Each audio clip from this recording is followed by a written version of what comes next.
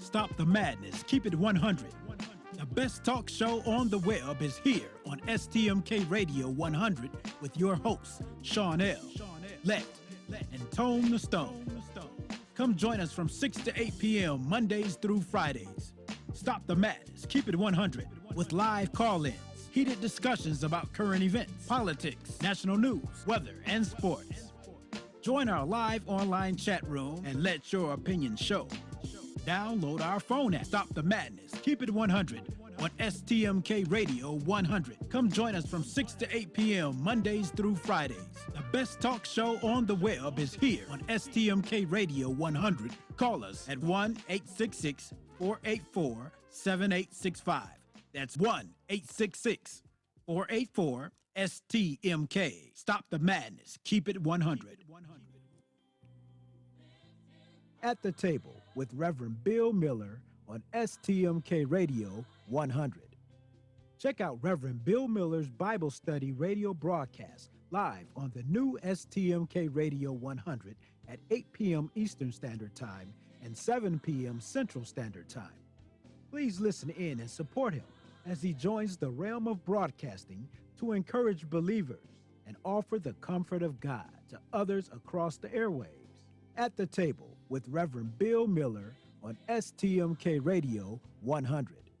Also, feel free to contact him for prayer, counseling, and conversation at brobill9608@yahoo.com. That's BROBILL 9608@yahoo.com. At the Table with Reverend Bill Miller on STMK Radio 100. STMK Radio 100. You're listening to Stop the Madness, Keep It 100 with your hosts, Sean L., Let, and Tone the Stone on STMK Radio 100.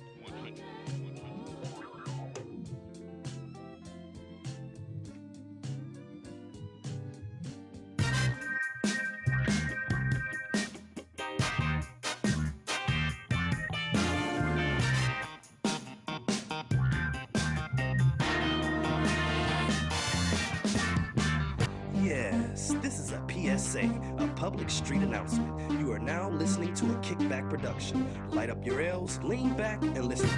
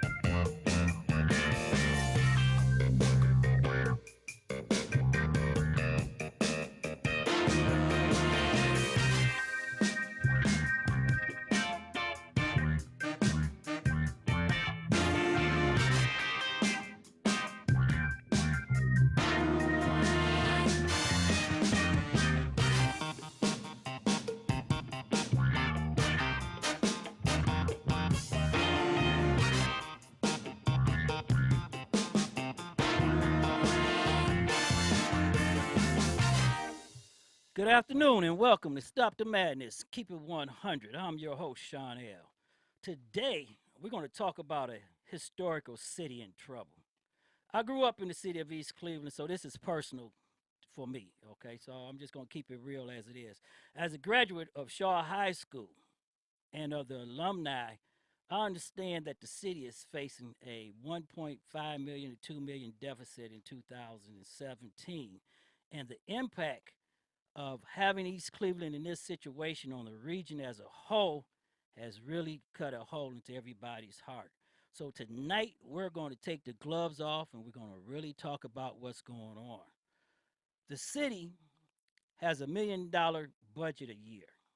And with me tonight to talk about this in Studio 51, sitting in the funny chair, the player himself, holding on to the world, Doug Million. Man, I keep looking for this cat. I can't find it. Where he at? Where is this guy at? This funny guy. Well, we better find the funny guy. What's up, y'all? Also in the studio tonight in the Red Room, we have a special guest, Pastor A.J. Thompson, a well-renowned author who wrote a book, Stranger Among Strangers. You also know him as the coordinator for the Get Smart in the Park in the 2017 truck giveaway. Pastor Thompson, welcome, and we appreciate you coming with us tonight to be in the Red Room and to talk with us about a historical city that's in trouble. It's an honor to be here. Thank you for having me. You have to speak up just a little bit, Pastor, coming to the... It's an honor to be here. Thank you for having me. Okay, thank you. So right there, we're going to listen to the best of the debate that the Women's League had, the Women's Voter League had about East Cleveland. We talked to city officials. We talked to officials from the city of Cleveland. We talked to officials from the city of East Cleveland. We also talked to state officials, and then we did one better. We paid for appraisers and investors to come in the city of Cleveland, and we put them on a bus, and we went into East Cleveland, and the numbers and the things that they are saying is staggering. A lot of things is going out there that you're being told, a lot of misinformation, a lot of he say, she say. It's time for the Eagles to step back, and it's time for us to save our city. Okay, I am a child growing up in the city of East Cleveland. I am hurt the way the government has allowed this city to go down, and our ancestors, and I'm talking about our ancestors who grew that city and put it together like that, got to be rolling over in their grave right now. And nobody in East Cleveland, from the activists to the city government to the people who live in East Cleveland, can be proud about the way that this city looks right now. Man, everybody heard about that, about what's going on. I still got family in East Cleveland. They got property in East Cleveland. I got a son that's getting ready to inherit a house over in East Cleveland. And I mean, I myself tried to buy some property in East Cleveland and was turned down and turned away, and they didn't want to cut a deal. I spent many years working in East Cleveland. I used to work for when I was in the corporate world. I spent 6 years working in East Cleveland. I worked with Lutheran Housing Corporation, and a lot of cats that's involved with East Cleveland, and it is extremely sad. I am extremely. I remember when East Cleveland was thriving. When you couldn't, if you didn't live in East Cleveland, you couldn't even ride your bicycle through East Cleveland without being bothered. But and what it's become now is it's more than an eyesore. It's more than hurtful. It's more than shameful, man. And people really, we got to get up off our behinds and get it together. And everybody in the city of Cleveland, we got to reach out and help this city. Well, tonight we're going to listen to some of the big people there. We're going to talk about all the problems East Cleveland facing, and if annexation is the only way to go. We got a statement put out a couple of months ago by the 57 mayoral candidate, Eric J. Brewer, who used to be the ex-mayor of the city of East Cleveland. And Jonathan Brewer's at it again, y'all. Annexation statement by Eric Jonathan Brewer. There's a truth East Cleveland residents should be facing as the annexation screw-ups of the city's mayor and council evaporates any chance that Cleveland officials might agree to take over now its council has been asked to do so in an ordinance. The truth is, there might not be an annexation. That leaves East Cleveland to solve its own problems, which it and I have to jump in here and say it always has been their own problem, because I remember at one point in time, East Cleveland, in the past 20 or 30 years, East Cleveland, they didn't have their own water department equipment. They didn't even have their own snow removal equipment. They had to actually sub out to snowplow removers to do that. But I'm gonna get back to this statement. Get back to Brewer's statement, because we have some it's just so people bad, on the though. phone that we really want to get to and talk to. Okay. And like I said, that leaves East Cleveland to solve its own problems with the worst and least intellectually prepared, elected, and appointed public officials in the city's history. I don't care how many degrees and titles are held by current elected, appointed East Cleveland officials. They are disgracefully ignorant and self serving. I expect Cleveland Council President Kevin Kelly not to schedule a vote on the ordinance within the 30-day deadline identified in Ohio's annexation law. To move the annexation forward afterwards will require another annexation petition to be circulated in East Cleveland. Well, everybody should know this isn't the first time that a black-run city been in the thing, but this city is historical. We have people such as John Hinton, Daryl Talley, pro football players from the '60s. Okay, this is a rich suburb. This used to be John D. Rockefeller's estate. I mean, the history, the richness of the history, and that's right down at the train station. So the Let city. me ask you two guys a question. Go right Go ahead. ahead.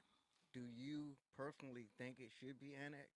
Well, right now we're gonna get to that, Pastor, on the annex because there's some questions that we're gonna put back into the thing, and I want you to hold that thought right there Okay. for me. Hold that thought. You know, East St. Louis was like this at 27,000 people. They had no hospital, no businesses, and the average income was $13,000 or less. The difference between East Cleveland, it sits in the middle of the region and has some of the most richest land. With us tonight, we have one of the esteemed politicians. I know everybody has different opinions and stuff, but we have a politician that bends down to nobody but God, and he stands on his principles, and you got to be appreciative of that. And before we go to him on the phone tonight, I want you to hear him in his own words before he comes on the phone and tell us what we want to know. It's like you when they can't control you. I'm not a part of the political machine. I'm not a part of the network. I don't bow down to folks. I bow down to the Lord. I do whatever I think is right, and I go from there. I pray over my decisions. I'm not perfect, but my heart is pure. I'm trying to do what I think is right. And I have conflict. And I met with some funders, maybe in the last 2 months. First thing came out of their mouth, they had confidence in my leadership as council and council working together. They said for Wheeler, they're recalling you again. So every time they start another recall, it makes people question the confidence that they have in moving their business into that city. And some of them that are negative thinkers that they're recalling an individual over and over and over. The residents have spoken 3 times. But one thing I was always taught, proof is in the pudding. Action speaks louder than words. And since I've been on council, along with my colleagues, we have cut the deficit from $4 million to $2.6 million. That's a significant impact. The best we can because the tax base in the city is eroded away. A lot of people have moved. We've gone from 40,000 residents down to 17,000. I think it's less than that now in our city. 144 houses this year. It won't happen overnight. All of them won't get torn down in a day. It's a process. Well, a lot of these houses have been abandoned and they're owned by the banks. And the banks is hard to bring them to court because they get hide behind what they call a corporate veil. And we're doing the best we can from the council's perspective of supporting the administration to try to go after some of these banks as far as grass cutting, board up, make it secure until we can get it on the demolition list to be torn down. The neighbor next door program. If the house next door to you get torn down, if you're the resident that lives next door to it, you have an option to buy that lot for $100. That's a good deal. I'm proud to say that since under my leadership of council, working together as a unit or as a body, we've been able to support bringing in the Salvation Army, which is a $10 million, 35,000 square foot facility in East Cleveland on Hayden and Dome. East Cleveland has not seen nothing that large on Hayden developed or built in the last 25, 30 years. Right there, that was Councilman, ex-council president for the city of East Cleveland, Thomas Wheeler. And on the telephone, we have him with us. Tommy, can you hear us? Yes, I can, Sean. Hey, welcome to Stop the Madness, Keep It 100. We appreciate you coming on the show with us. We are doing national talking right here also with our affiliates. Tell us in your own words, Tommy's also grew up in East Cleveland. He went to Shaw High School, so he's been in the city as a law enforcement officer. He worked for the community, and he also worked as a councilman, and then he worked his way up to head of council prior to the recall. So I'm gonna call you councilman because I'm still gonna give you your respect. Okay, you earned it, and I know a lot of people are Thanks. upset about it, but that's just the way it is. Tell us in your own words, what is the problem that East Cleveland is facing, and what can they do about it, if anything? Well, first, thanks for having me, and I appreciate you focusing on East Cleveland because you're from East Cleveland as well. But right now, East Cleveland, it's not the structures; it's the mindset of the residents. They're letting themselves be led by people who that have a different interest in our community. And when I was there, they recalled me. They couldn't get it. They turned around 60 days later, tried to recall me again, and they just wore the people down. But they're not for the interest of the community. They're for their own self interest. And you don't mind, I'll pull the gloves off. I mean, there's not a good relationship between the school board and the council. Well, Everybody right. has their own agenda. Well, we want to say this. This is Stop the Madness, Keep It 100. So you have the right to say anything you want, your First Amendment rights, and just call it as it is because our listeners expect the truth. That's right. Take the So we're gloves not off and putting slap no them down. sugar on it. Say it as it is. Well, we have we used to have 40,000 residents. We're down to 16,000, 17, 16,000 now. Out of them, only about 5,000 of them make minimum. What is that? Medium income. I'm sorry, and they're carrying the weight of the city on their shoulders. We got 2 snowplows, but that was a struggle to get that. We have salt. So King and the previous administration with Gary Norton, they were trying to make some things happen, but council and the mayor's office were at a standstill until I became council president. The other council members, Martin and Barbara Thomas, hadn't talked to the mayor in almost 2 years. They hadn't even been up to his office. They wouldn't even shake hands. Now, let me ask you And this. you can't get. Go ahead. No, not to cut you off. Go ahead. I didn't mean to cut you off. Come on back in. Well, I was just saying, you can't work together. You got to put your differences aside and work together. And whether I like you or not is not the point. The point is we got to serve the people of the city, and they all had their own personal agenda. Okay, now, Pastor A.J. Thomas is with us, and he had a question, and the question was, and also the chat room, do you think the city should be annexed, or is there a way for the city to be saved? Well, we think, and when I say we, as a body of council, as we was working together, we went and hired a company that was going to do it pro bono, and they were going to do a feasibility study to give us any options, if there was any viable options that were still on the table. But if not, then we had to look at the annexation. So we had both of them moving at the same time. So I gave the legislation to Cleveland President Council, Kevin Kelly, and gave it to him for him to start moving forward.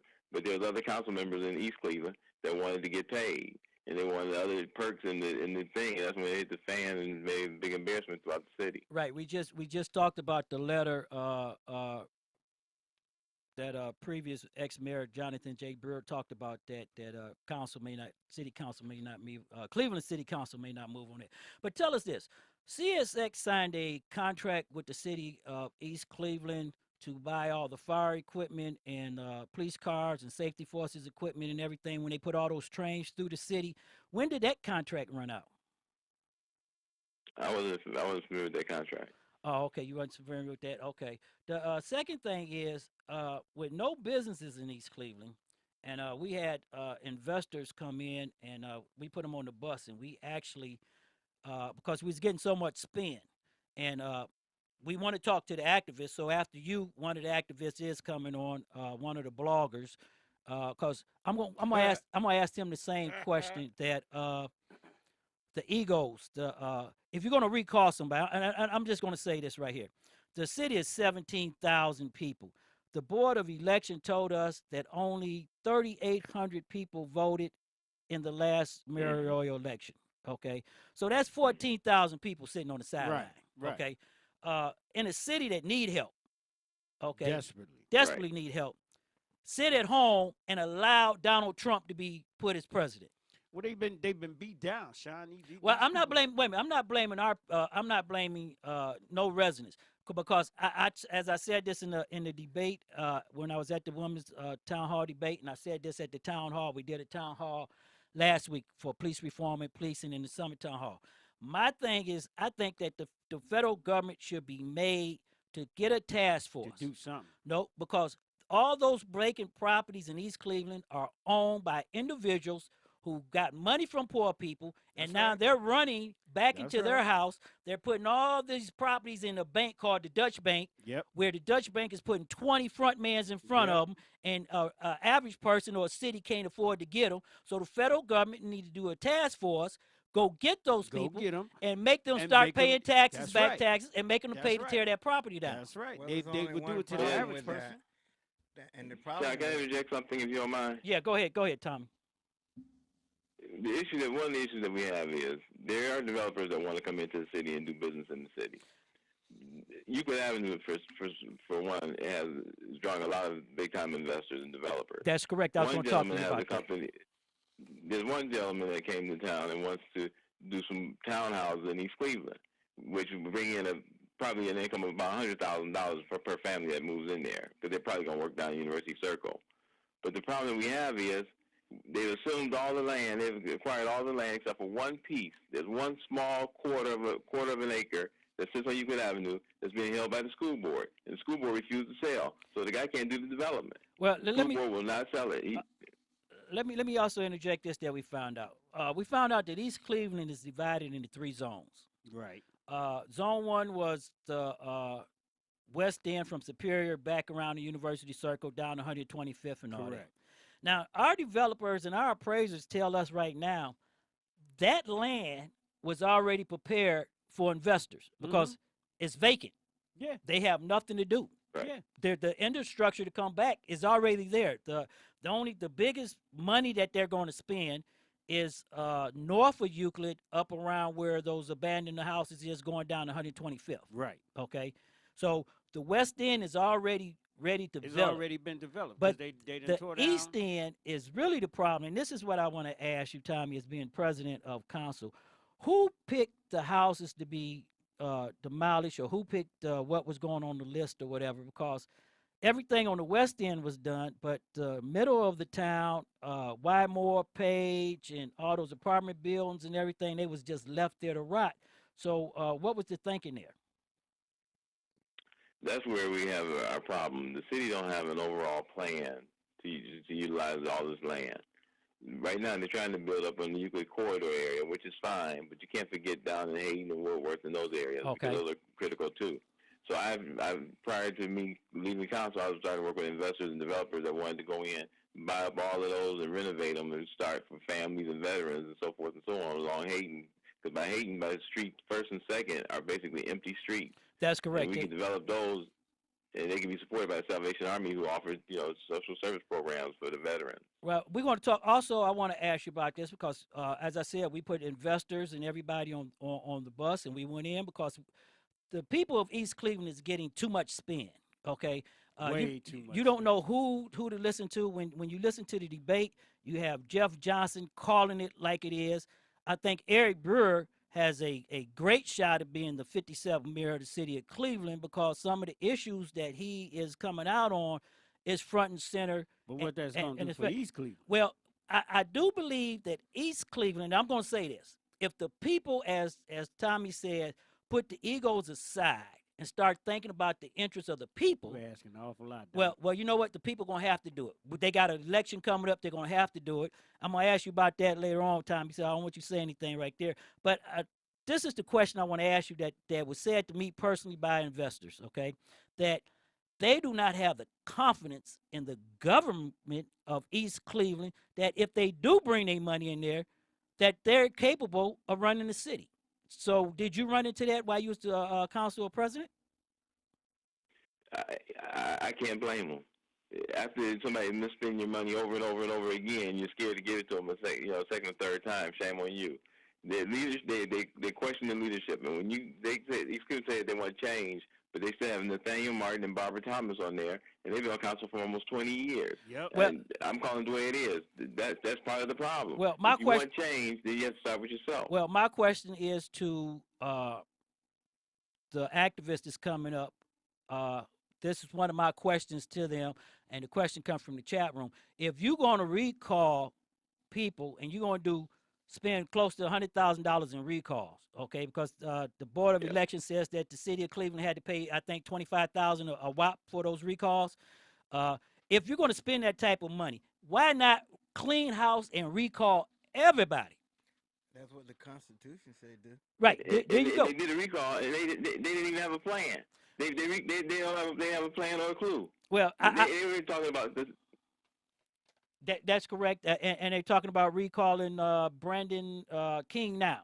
Okay. Thing. My question is, they should have known if they recalled Mayor Norton and they recalled you as the council president, that by their city charter, Brandon King was going to assume the mayor's position, okay, because he was the third in charge. So that means he moves up to the top. So if they was going to they should have recalled all of them. You Right, but like he said earlier, it's all selfish. It's all selfishness. You got, I mean, you got when you're doing something wrong and you're doing something backhanded, you got to get the good ones out. So, Tommy, let me ask you this question. This is the second thing we, since you're really going with us on this here. Did you get to see the debate that Nathaniel Martin, Jeff Johnson, and Kevin Kelly was in, the Women's League debate? Yes. Okay. Jeff Johnson was hitting on some very serious points right there.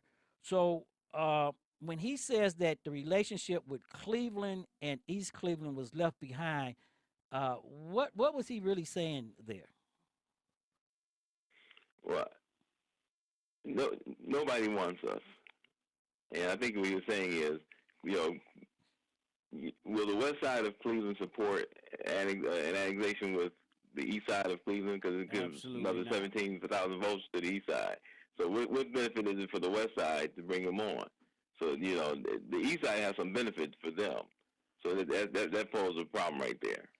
Okay, now under your administration, I'm gonna go back to your administration because I'm not gonna ask you to talk about anything that's going on now because that wouldn't be fair. But under your administration, you had a deficit of $6.5 million or something. I'm assuming that is. Now the deficit was broke down because you just left in December to like 1.5 to 2 million right there. So even when you brought that deficit back down, that still wasn't enough to satisfy people to tell in the city that you are moving the city forward? Well, they're as you said, community leaders mean a lot. And if they give you bad information and mislead people, then they don't understand. Then you're gonna end up where we're at today. There was no the income that the city needs to run the city is $14 million. It was $17 million. Oh, but because of the cuts, okay. it's down to $14 million to run the city operations. The deficits were the bills that we have that are still outstanding, like health coverage and so forth and so on. As we paid it, we knocked that down to $2 million, $1.6 million. But we still needed we need $14 million to just maintain our city. That's not fixing the infrastructure that's required, because that's going to be millions and millions of dollars, Millions 50, of 60, $70 million. We're going to talk about that later in the show because we have a estimate number, and this is coming from builders outside the state of Ohio. So we can tell you how much it's going to cost to even just to go in and start. And we're not even talking about that building across from Heron Road Hospital. What's that, Terrace Park? That's $2 million just to take it down and clear the land back for use. $2 million. Whose building is that? But one of the issues that they keep talking about is the Cleveland Clinic money that the mayor received, which was about $20 million. And a lot of activists and them are saying the mayor stole the money, which is not true. As soon as I got on council, the first thing I did was met with Eunice Smith, who was the head over the fiscal commission that's keeping watch of East Cleveland bills, and she agreed, and she showed me where they took the money, they went and put it in Key Bank's bank account, wrote the bills, and went downtown to pay the creditors that the city owed. That money was spent properly. It was gone. But people still going around saying the mayor stole the money. Well, they still, no matter what you tell them. That's what a lot of people. Go ahead. But I'm glad you said that. But when we go back into the thing, to one of our pastor and one of our people want to know, is that people that owns these properties, East Cleveland, my understanding, try to get to them, but since they're in the Dutch bank, you can't find them. Is that correct? Yeah, well, the banks are hard to get. What they'll do is they'll take the property back, but leave it in the previous owner's name, so they can't be held accountable for them. Right. We're going to talk about that. We talked about that on our last show, foreclosure. What banks actually did, banks stopped foreclosing on properties because once they foreclosed on the property and took possession of that property, they was responsible for maintaining it and also for any lawsuits if somebody got hurt on it. So Exactly. what banks did was they told the owner they was going to foreclose and he had to leave, and then they went back to the foreclosure bank and they stopped the foreclosure and left it in the previous owner's name. So Exactly. That's called identity theft. well, no, because the previous owner still hasn't been properly removed by the courts.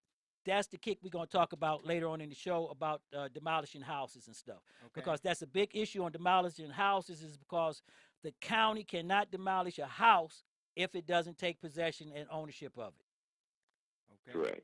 Okay. Now the second question, Tommy, that I want to know, and I know everybody out here that grew up in East Cleveland, and we seen the Case Western Reserve Observatory. That just broke my heart when I went up there with the investors and seeing that. And I understand that the city of East Cleveland is people.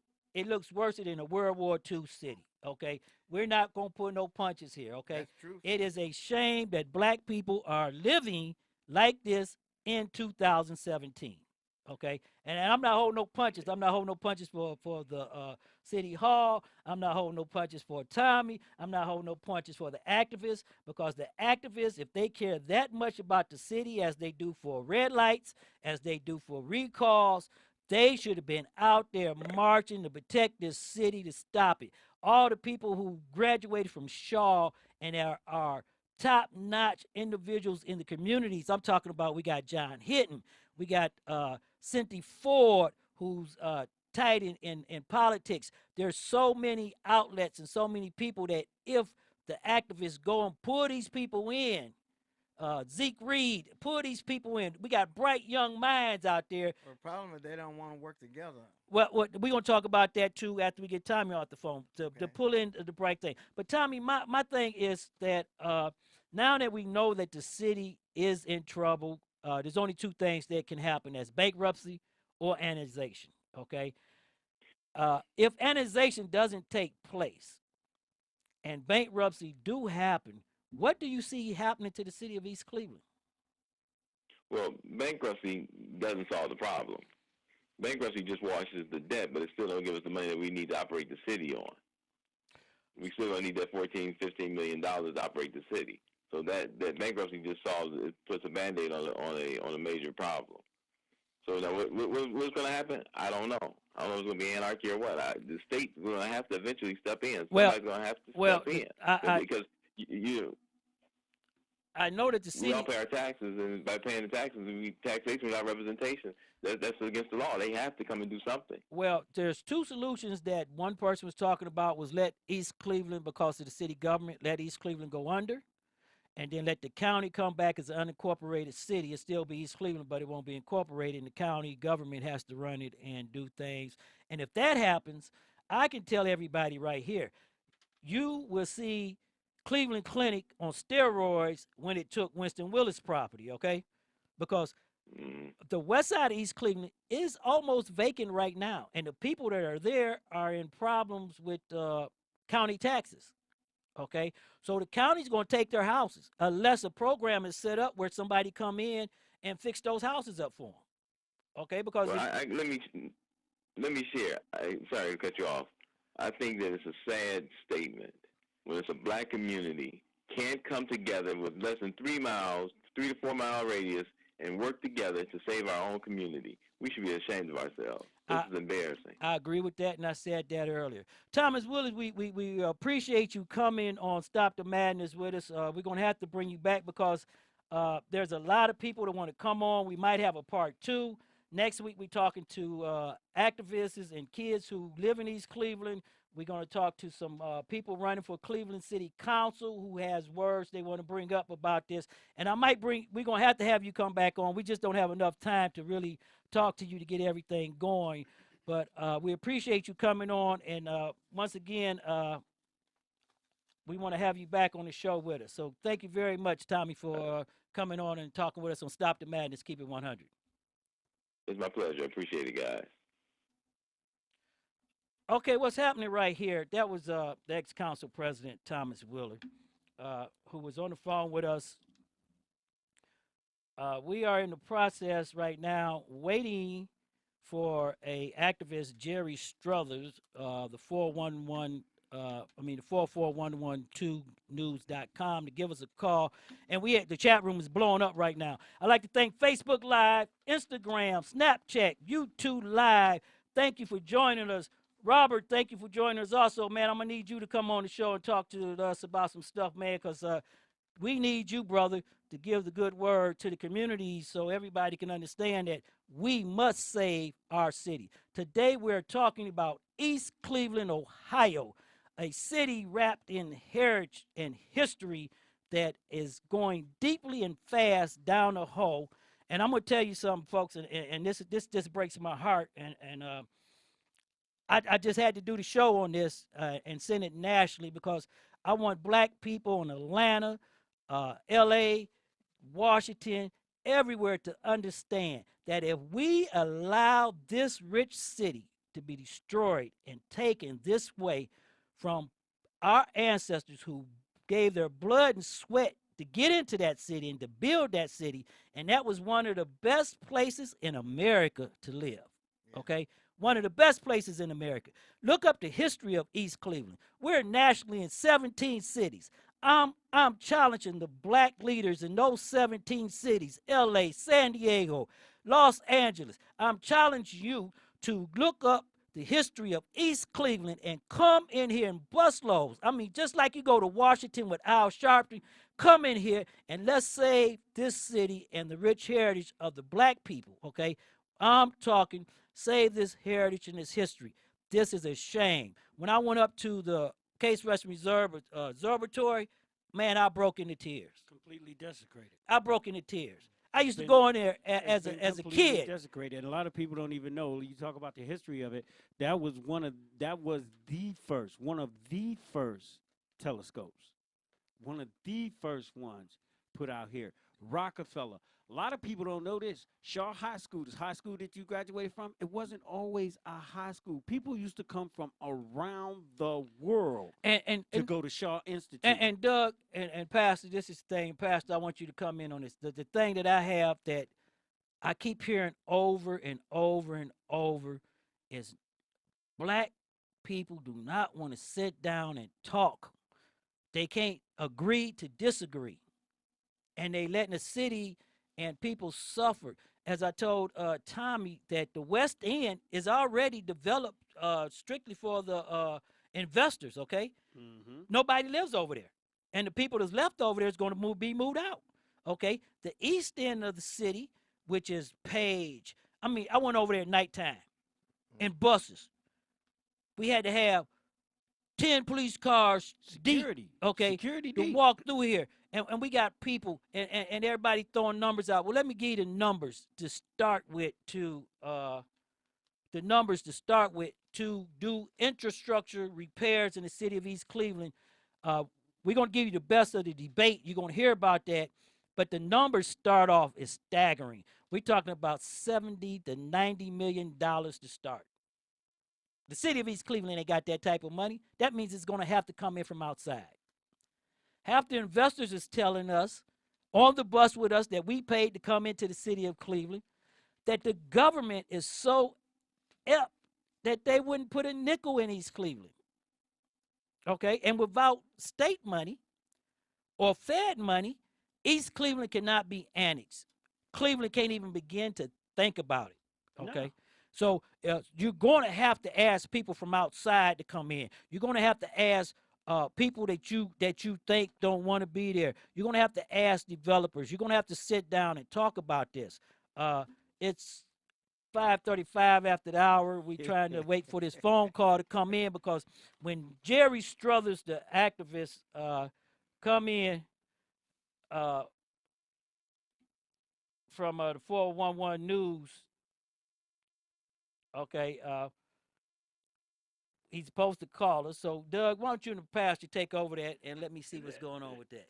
So, Pastor, you were saying earlier about do I think that it needs to be annexed? No, I think really what we need to do is what these kids do nowadays. Everybody want to put up a page. What they call that thing where they where you raise money to GoFundMe a page. GoFundMe.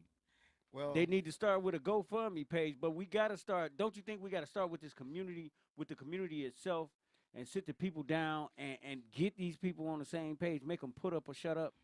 yeah, they do. They got to understand that everything starts and ends with the people. Thank you, Facebook. That's right. Snapchat, At home. Instagram, and It everybody. starts home. with Thank you them for showing us. having that idea If and a you want to mind watch us live, that they got. This go is to their STMK problem. Radio They're part of 100 it. Facebook They page. Right. help Click create on it, the link and come Right. on so in. they're gonna have to be the one to help resolve it. Right, because first of all, we the people, of the people, for the people, and by the people. We the ones that put them in the office. Right. So once we put them in the office, we gotta make them do their job. Well, Well- I think what needs to happen, Pastor, not to cut you off, is that the proper information needs to be given out. Okay, we have too many voices giving wrong information, so people don't understand things. And we're going to talk about that right here, Pastor. I want to say that East Cleveland for 2017 is facing a 1.5 to $2 million deficit. Okay, uh, it was a $6 million deficit. It's been taken down to $2 million. So that means they can cut their spending. But the problem is when money's not coming into the city, you don't have money for your first responders. Okay, and after what we seen Tuesday and Wednesday, if I was a first responder in East Cleveland, that area around Wymore Page would be a no-go Man, zone. they Okay, scared to death. I don't blame them. Be They scared to death. scared to Matter of death. fact, if they gave me an M16 and told me I could walk that street, I wouldn't go down there. Do you know the nickname for that area?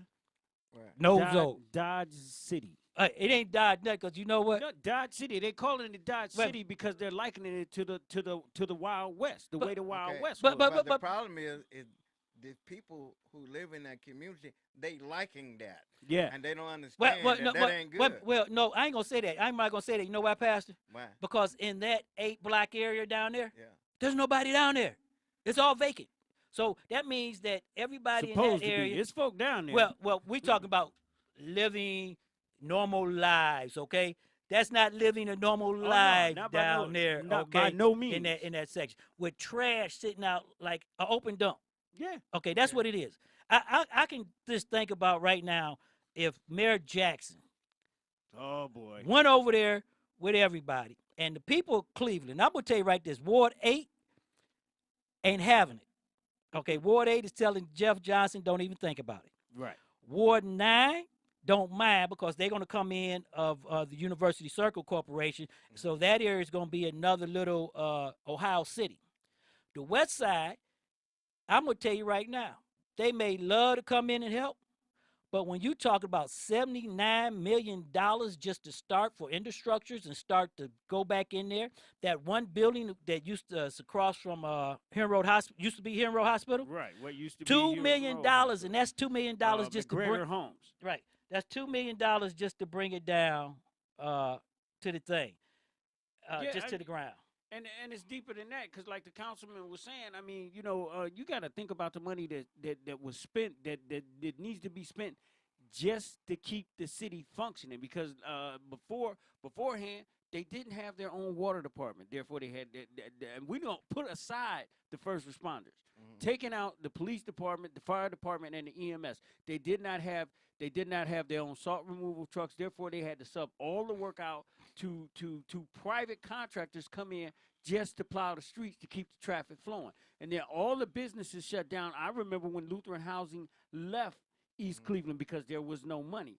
There was no money to function, and there was no money to keep up the programs, even though most of the programs that they provided were free. Well, you know what? We went to the Board of Elections, and just what you was talking about right here, because Pastor Thompson has some things here that I want him to talk about.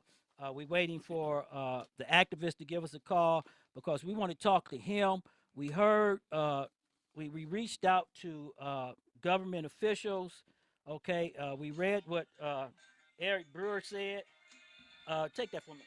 All right, Pastor. I'm looking at what you was talking about, and the pastor here, and we talking about Pastor A.J. Thompson, who is with us. And once again, we want to thank you for coming out and taking your time to sit down in the chair and actually get involved with this. The pastor has a great theory on saving East Cleveland. It's called Save the East Cleveland Project. And one of the first things he's talking about is get involved and make it a priority. You want to elaborate a little bit on that, Pastor? Yeah, because a lot of people talking about they want something done, but they're not willing to do it. Right. Or even people just say we're gonna get together and go clean up this dump he was talking about. Mm-hmm. Okay, if somebody call and say we got a party, that's gonna change.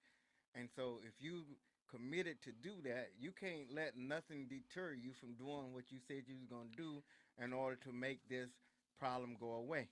Well, Absolutely. well, Absolutely. not to cut anybody off, but on the phone with us, we have East Cleveland's activist and blog reporter, Jerry Struthers. Jerry Struthers, welcome to Stop the Madness, Keep It 100. We thank you for joining us today. Good to be on board. How are you? We're doing real fine. I don't know if you was watching us live. If you are watching us live, you seen where we was talking to, and you heard us talking to ex-president council President Thomas Wheeler, and we was going into some of the problems and the finances that East Cleveland was facing. And as an activist, we would like for you to tell us what you see as the problem in East Cleveland. Well, part of things, we're 44112news.com. We formed this Bernice Ewing and myself, we formed this with one purpose. Our mission statement was to get rid of the worst mayor in the history of East Cleveland, Gary Norton Jr. That was accomplished when we had the recall, and we recalled Gary Norton Jr. In addition, some citizens wanted to okay, wait a minute. Not to cut you off, Jerry, not to cut you off, but if you're listening to us live, you're going to have to turn down your audio because you're sounding like you're in the fishbowl and it's not coming across good. So if you listen to us on internet radio or on a Ustream TV, if you can just turn your audio down a little bit so they can hear what you're saying. Okay, how's that? Okay, there you go. You got it there. Okay. Now let me ask you this question right here. Okay, when you recalled the worst mayor, and I'm not questioning what you did or how you did it, but you knew you recalled the mayor. You went after Tommy Wheeler. You knew Brandon King was the third in power, and you had Nathaniel Martin and the other young lady on council. Right. When you did, why didn't the citizens just recall everybody and throw them all out and start from scratch? That way you wouldn't have to spend over $100,000 keep recalling over and over. Okay, first off, there were two different citizens groups involved in this. There was a group that was recalling Gary Norton Jr., and there was another group that was recalling Thomas Wheeler. The group that was recalling, let's just start with Thomas Wheeler since he was just on there. Right, go ahead. The group that was recalling Thomas Wheeler consisted of two senior citizens who really were worried about what was happening in Ward 3. Ward 3 is Hayden Avenue, that whole area down there. They were seeing the hoop gardens that weren't, we've done so many different stories with the different media on what's going on in there, but the residents themselves were looking at what was going on in their area, Ward 3. And these residents, senior citizens, decided that they would try and recall Thomas Wheeler. I was with them, and we agreed with them in the first time. Okay, so it didn't work. We didn't get enough people to come out and vote. Okay, so let me ask you this. They did it again. Right, I understand that. So let me ask you this. Why are you recalling Brandon King now? I mean, what changed from when he was a councilman that made him okay that now that he's the mayor is not okay? He was not okay. He was not okay. We had when we first started this, there was the artwork. I've gotten into a whole lot of problems with artworks from 44112 News because the administration doesn't appreciate being turned into a leprechaun, as we did with Gary Norton Jr. and some of the stuff with Thomas Wheeler. We got them as the Three Stooges. There were Thomas Wheeler was one of the Three Stooges on an artwork that we did. The original plan was to definitely get Brandon King. He was not going to walk away from this. Okay. Why? Because why would we try to go after him? Because of the Norton Road dump. Pastor came down to the Noble Road dump. He saw and smelled and heard the anguish in those residents as they spoke to him and asked for help, asked for him to send a prayer. Okay, yeah, we're going to talk about the dump, and I'm glad you brought the dump up. So since you brought the dump up, let's go on this because we wanted to get rid of Brandon King. He was not to walk away from this. Okay, so I got a question. Hold on for me. So Brandon King, wait a minute. You let me get this correct for my listeners because we are nationally 17 cities. So let me get this correct. You wanted to recall Brandon King when you was recalling Tommy and Norton, but at that time you didn't have enough people to get all three of them and do it all at one time. Is that what you're saying? Correct, because it took at least a minimum of 550 signatures. Okay. That meant getting another petition out on the street. And we were working in a real hostile situation. When Thomas Wheeler came on board, we were working in a real hostile situation because he decided that meetings should be kept secret. And when the residents can't, on a public meeting, you don't know when it is. Okay. Like I'm glad you went there. Because there again, as I said, we've talked to lawyers. We did our homework. And what you're talking about is under Ohio Revised Code 12122 that all meetings of a government body should be held up into the open to the public. But I understand that they were, but they're not. Right, wait a minute. They weren't. Wait a minute. Time during Thomas Wheeler, they weren't. Okay, and I understand that Thomas. It's alleged that Thomas Wheeler had police officers throw people out, but also under the government code of the Ohio Revised Code, the council president has the right to remove people who he deemed that is disrupting the meetings also. So, I mean, is there something there that was missing that y'all couldn't come together and talk as men? Or is this just... Thomas Wheeler treated these senior citizens who are way older than me like babies. And anytime this guy is treating these senior citizens like babies and trying to run and tell it. They don't have enough sense to know what's going on. These are people that have been in East Cleveland longer than you or I. Okay, let me. Our parents and our grandparents. Right, and I just talked about the history of East Cleveland. If you heard the show, you see where I stand. I'm not taking a side. I'm standing on the history of black individuals who had a city that was #1 in America that is disappearing fastly. So I'm not pulling no punches on anything. I'm going on all the sides of it because I'm looking at the information coming out from City Hall. I'm looking at the information coming down. Now, and the second thing is that the municipal clerk with Brandon, Nathaniel Martin is now the council president. Am I correct? No. And I mean, you're jumping all over the board here with me, and I'm trying to work with you and jumping all over the board. Okay, well, let me. When the succession, when we finally got rid of Gary Norton and Thomas Wheeler, somebody had to be mayor. Now the council could have gone in, which we suggested that they have a reorganization meeting and decide who would be mayor, but instead the lawyer, we don't have a law director in East Cleveland. Willa Hemmings, who I refer to on 44112news.com as Silly Willa Hemmings. Why do I say that about her? Because here's this lawyer who's running a game on the city of East Cleveland. We don't have a full-time law director. That's in our charter. We must have a full-time law director. Okay, I understand There's a reason behind that. Okay, but council was... Let me finish it off and tell you. Okay, go ahead. Let me finish it off and tell you about this. Because since we're talking about all these things that are going on, the reason so Brandon King moved up and Nathaniel Martin became council president. Okay, that's what I just right. That's what I just said. Yeah, lo and behold, all of a sudden, Brandon King decides that he can appoint all the council members, we already had appointed council members. We had good people that we appointed to those spots. Okay, to but replace that, those- okay, now those that's what I people that were that moved that's out. what I want to talk to you about. Stop right there. That's what I want to talk to you about. Doug wanted to jump in here for a minute. Go ahead, Doug. Oh, okay. I completely Oh, forgot. this is what I want to talk to you about right there.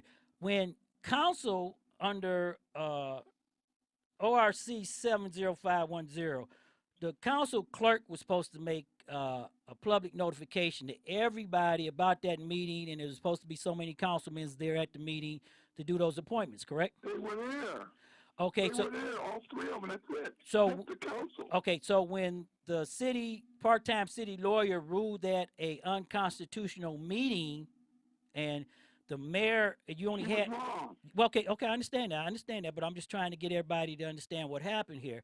So the mayor, council didn't come back in time to make the appointment. So the mayor, under East Cleveland City Charter, the mayor said that since they didn't come back in time to make the appointments, he had the authority to make the appointments. Okay. Wait a second. You forget one thing. They did make the appointments.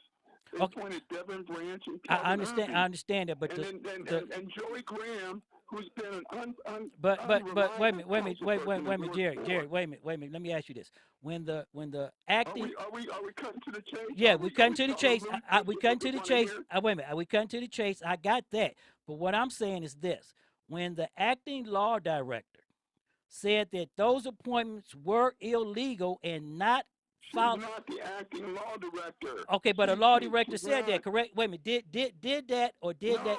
No law director. We have no law director in So East Cleveland. okay, let me ask you this. Willie Okay, Hemmons- okay, stop for a Willie minute. Hemmons told the Okay. Supreme Court of Ohio. Okay, he is stop not the there law for a minute. director. Stop there for a minute. Okay, so how did Mayor Brandon King step in and declaim authority under a section of law that he didn't have, and council didn't take him to court and sue him?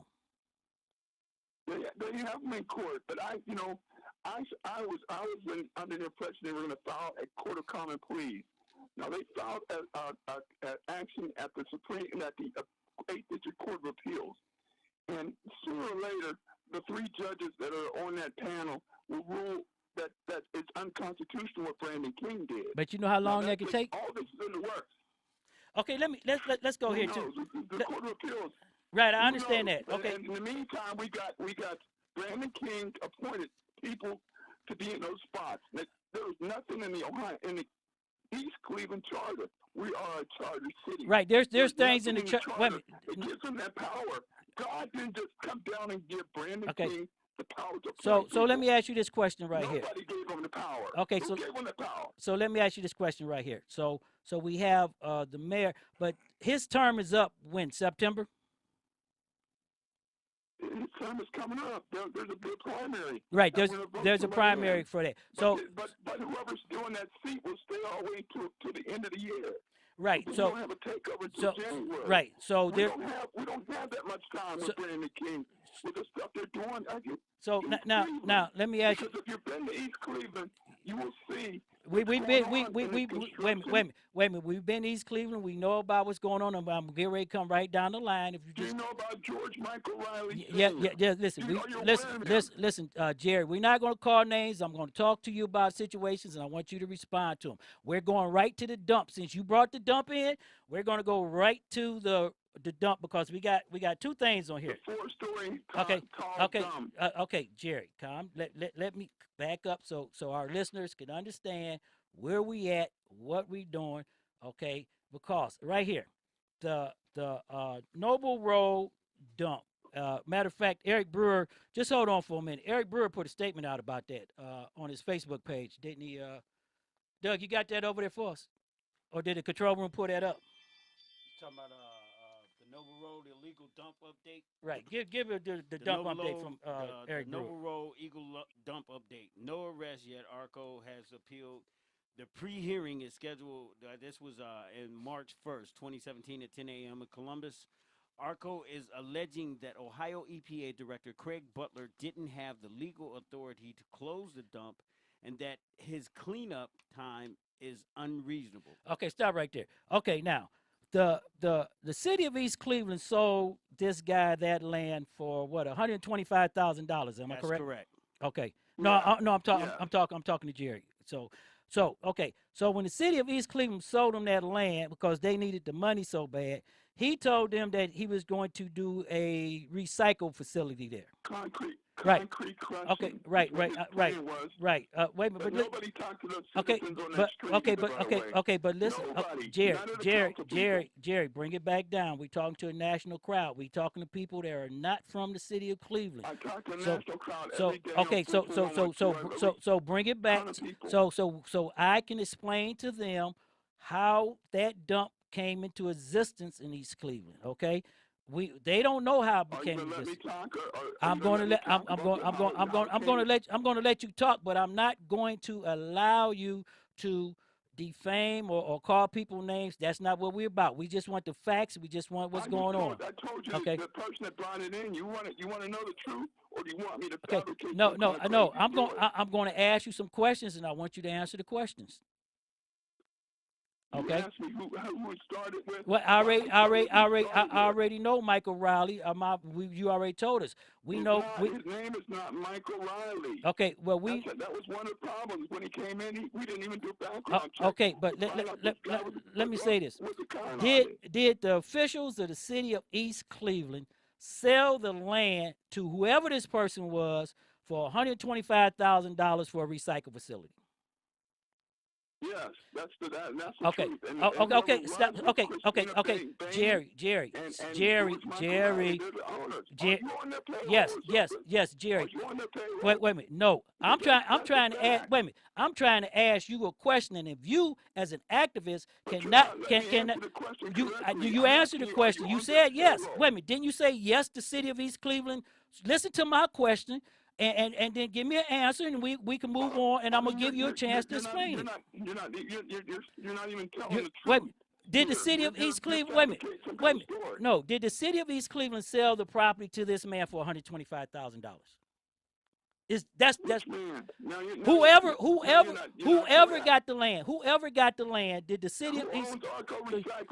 Okay. Am I allowed to ask? Okay, I don't want to. Jerry, time out.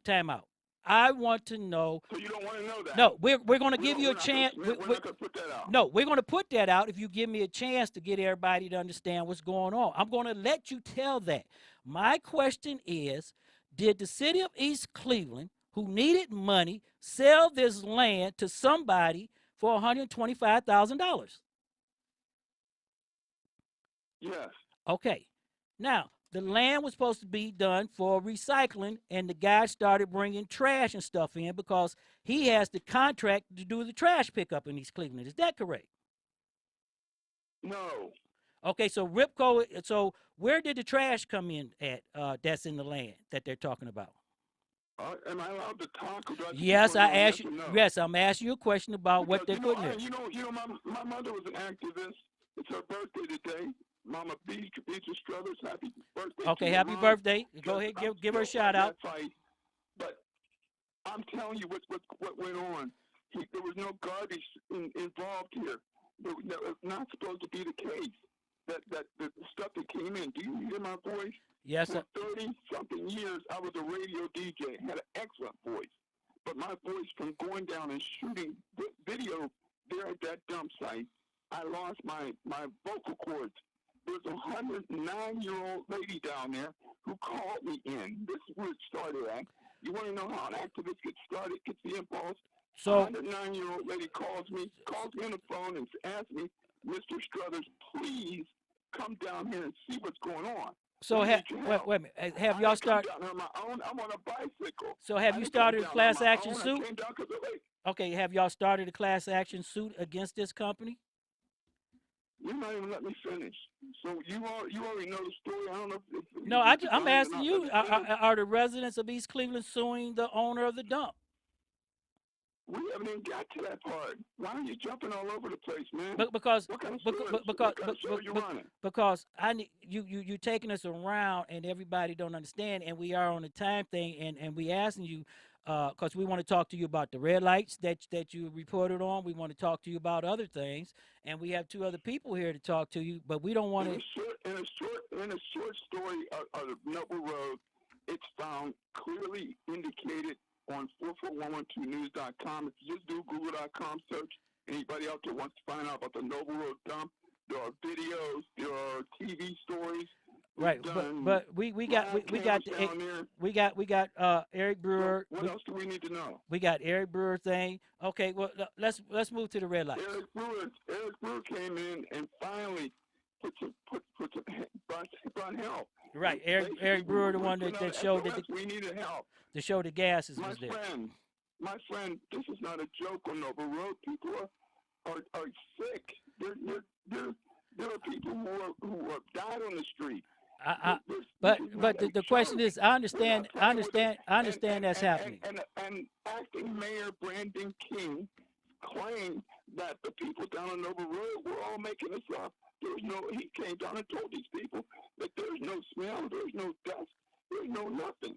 This is what acting Mayor Brandon King and Thomas Wheeler came in and told those people that there was no pollution, that everything was copacetic. Okay, hold up, Jerry. Pastor A.J. Thompson want to ask you some questions to move it along. Well, not so much questions, but I've been over there to that dump myself. Well, people called me to come and look. And what I found when I went over there, that the people that was over there complaining were not willing to take the step necessary against the people who was causing it. And that's what I'm asking right there, Pastor A.J. Thompson, because I'm calling out individuals, leaders, and we got statements from city people, state people, the EPA. The EPA came in and ordered it closed only because of trash being there, okay? I got the report right here. No. Wait a minute. Well, the state of Ohio. Wait a minute. The state of Ohio has given us a statement, and I can only go off of the statement that the state of Ohio has given out for that area. The EPA ordered the dump closed, okay, for being an illegal dump because it was supposed to be a recycle facility, okay, and that's what the state of Ohio is telling us. So that's the statement that we have to go with. Now, if they having a hearing on the closing, the hearing has been appealed, and they haven't had an appeal hearing. And I believe Eric Brewer put out a statement of that.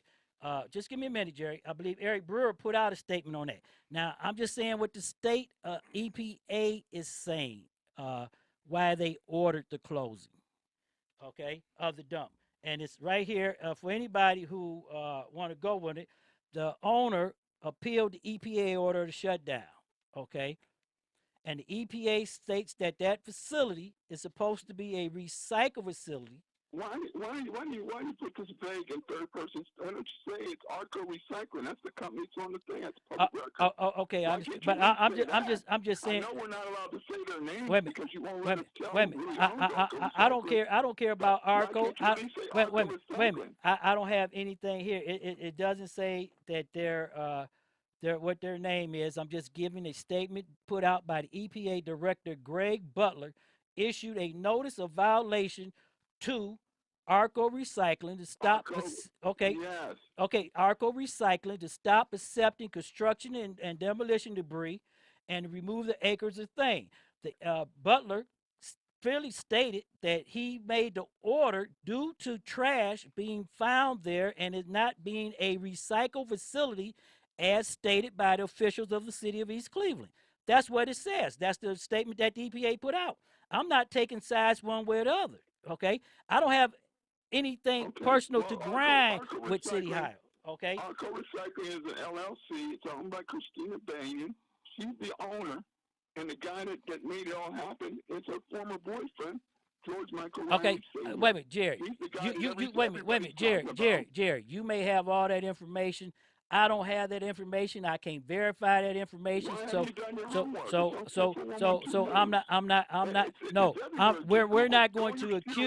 We're not going to accuse anybody on something that the city of Cleveland, city officials made the biggest mistake of, because they should have never sold the land. And if they did sell the land, they should have had inspectors in there to make sure that they was doing what they said they was going to do.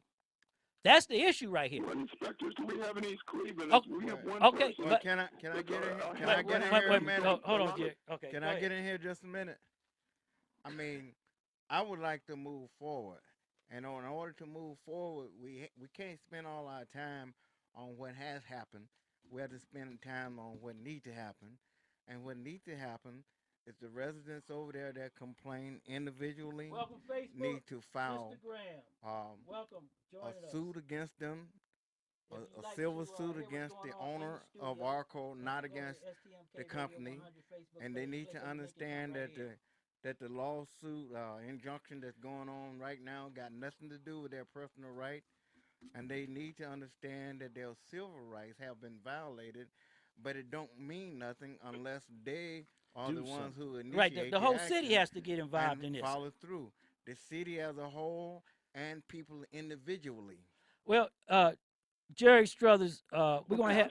Pastor, I want to tell you that when you came down there, you know that most of the residents there are serious senior citizens up to 109 years old, and they don't want any trouble. They're not trying to do a whole lot of paperwork. They already got trouble. You know it's been. Well, Jerry, you know this that we got to fight. You don't have the money to hire lawyers. All right, I want to jump in right here. Don't have the money. I want to jump in right here. As an activist, can't you take part in that? Can't you? I'm not saying babysit them, but can't you step up and handle that for them? Can't you appoint people to handle that for them? We went before United States Congresswoman Marcia Fudge at her town hall meeting out at the college, and we spoke up and we told her about what's going on Noble Road. We're the ones that brought the EPA in. You want to know who brought the EPA in? We brought them in. Right. But Okay, we're still so doing everything except filing the papers. I understand all that, but what are you doing for the people? I understand the bringing in the big guns to do this and putting it out on the forefront for that. But what are you doing for the people, for the actual citizens that are being harmed, for the people that are being hurt? What type of? I'm one of those citizens being hurt. Okay, I'm but have y'all went to lawyers? We're doing as much as we can. Have you filed a class action lawsuit? Have you filed? That's why we're doing the show, to get people to help you. But right now on Stop the Madness, Jerry, we got to move on. I appreciate you coming back. We're going to have you back. We got some people coming on next week. We're going to have you back where you can come in and just sit down for about an hour and just tell us the way you see things. We thank you for calling us, and we will like to have you back. And we want you to know that we're trying to get people outside the city to come in to do things that you can't do by yourself. Okay, you need outside help. We don't want to be recalled. We don't want to be merged with Cleveland. We understand that. We understand that. You talked about merger. Right. The residents don't want that. Well, that's why we got rid of Gary Norton Jr. Well, Jeff Johnson in Cleveland. Well, let me. He's out of his mind. Well, we getting ready to go to. We going to that debate right there. Thank you very much for calling us, Jerry. We appreciate you. We're going to reach out to you, and we're going to get you back in with us.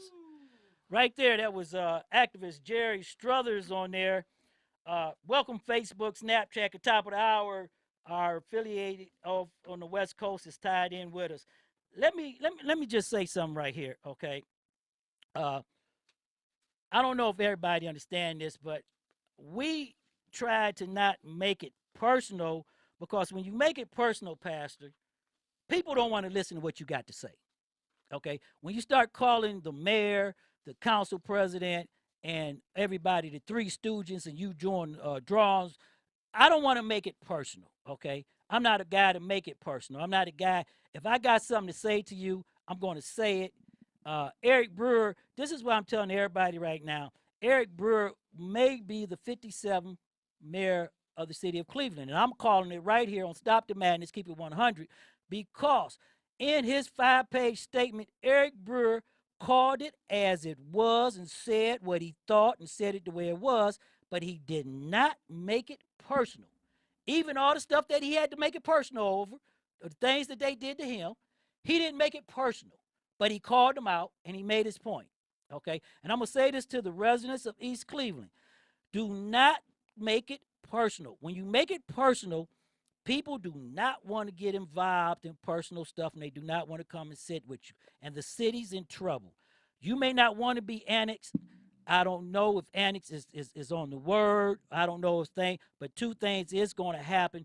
You cannot stay on the course that you're going on now, and some things have to change. Now, to go to the dump, and I want to clear this up before we go to the best of the debate. The dump, East Cleveland sold GE's complex back in March of 2015 for $125,000 to the Arco recycling facility. They didn't have any inspectors going in there, so he used the land for other things. And Eric Brewer took somebody over there and found that it is emitting gas across the east side. Okay, and that's what all the public officials, Pastor, have to answer for right now. Why wasn't Cleveland yelling about the gas? Cleveland couldn't stop the dump from going in, but they could found out that the air quality wasn't up as it should be, okay, because we do have the facilities to do that. East Cleveland doesn't have that, okay, but you're going to have outside help and outside people to come in with you when you do that, okay. The second thing is we want to go right now because I want you to hear the best of the debate. We're going to skip on that commercial right there, and East Cleveland had a debate by Kevin Kelly, Nathaniel Martin, and Jeff Johnson. Nathaniel Martin is the president of the East Cleveland Council. Nathaniel Martin didn't have too much to say, but he did say little things that I want you to pick up on it. But what I want you to pick up on, Pastor and Doug, what I really want y'all to look at is the conversation between Kevin Kelly, the president of Cleveland Council, and Jeff Johnson. And Jeff Johnson really came a little hard on him, but I'm going to tell you now, when Eric Brewer get him in a debate, that's not going to happen, okay? And I want to say that, again, that Eric Brewer is a good candidate, Doug, for becoming the mayor, because Eric Brewer would have answered every question that I just put out there. I'm going to say Eric Brewer is the best candidate for the mayor of the city of Cleveland, because that cat don't hold no punches. Not only that, and he's honest. Not only that, he's honest and he's willing to listen and answer the questions. He would answer. Eric, if I'd have asked Eric those questions, Eric Brewer would have came out on me. But wait a minute, let me say this: Eric Brewer not only knows what East Cleveland needs because he was the mayor. He knows what he wanted to do with Cleveland, and he knows firsthand. And I'm gonna get Eric on the show. Eric Brewer, I know that you probably listening to me. I see that everybody listening on Eric, you need to call in. Ustream. Eric, you need to call in. No, I'm gonna contact you, Eric, and I need you to do an interview with us because I do believe right now of all the 13 candidates going for mayor for the city of Cleveland, you do have the best shot because you do keep it real. So we're gonna go right into the best of the debate from Women's League. Before we go into that debate, I do wanna jump on the pastor's train, because what the pastor is saying, he's another one that's not holding any punches, and he's keeping it real because he's been down there, he's been to ground zero, he's seen what's going on, and something's got to be done, and these people got to step up. I mean, if they don't want the help, you can't force them to take it. Right. But I mean, somebody's gotta speak up for them, because like they're older people. They're people that are much older than us. There are mothers and grandmothers and aunties and uncles. And like the pastor said, they got to step up and do something about it. Hold that thought, because I'm going to get the pastor after we come out of the debate on the other side of the debate. I'm going to come out. But I want y'all to listen to this debate. For Facebook and our social media thing, we're going to play the best of the debate, because I know a lot of people didn't see it. And in the chat room, I know you got a lot of questions about the debate. So here we go. Let's go into the best of the debate.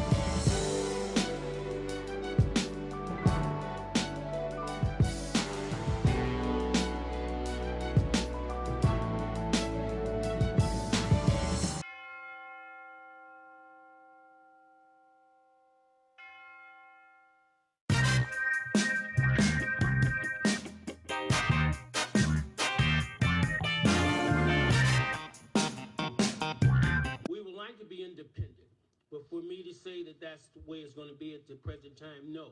We're currently facing a $1.5 to $2 million deficit.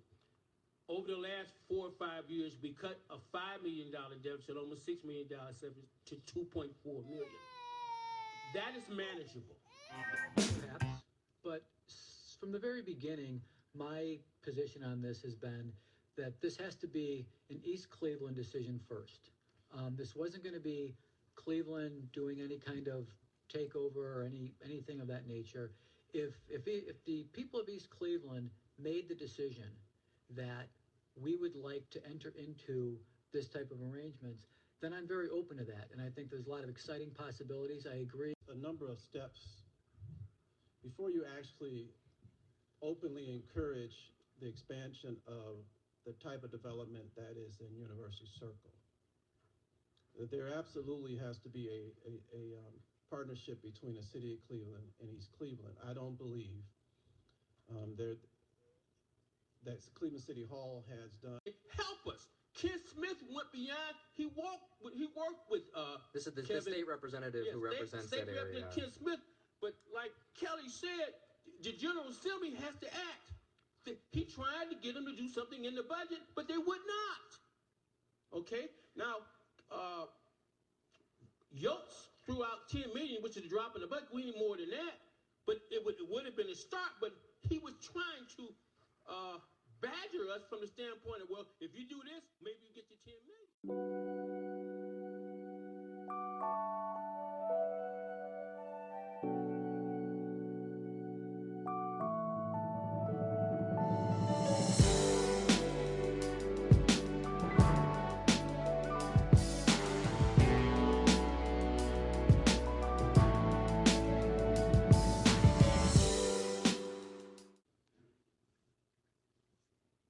Problematic for me because the core of this issue, how do you attract professionals? How do you attract?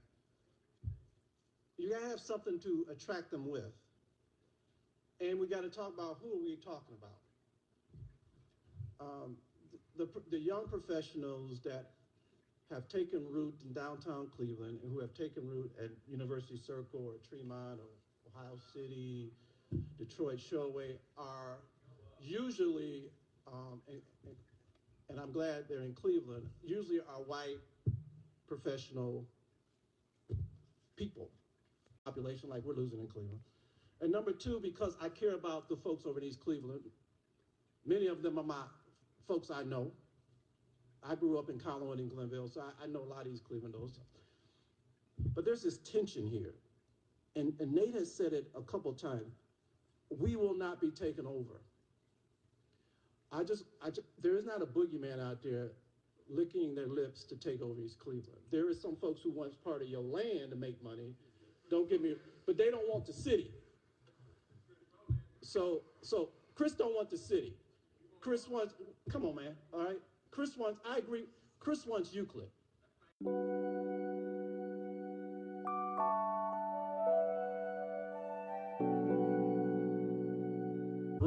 They're building on top of each other in University Circle. So all they can do is go east.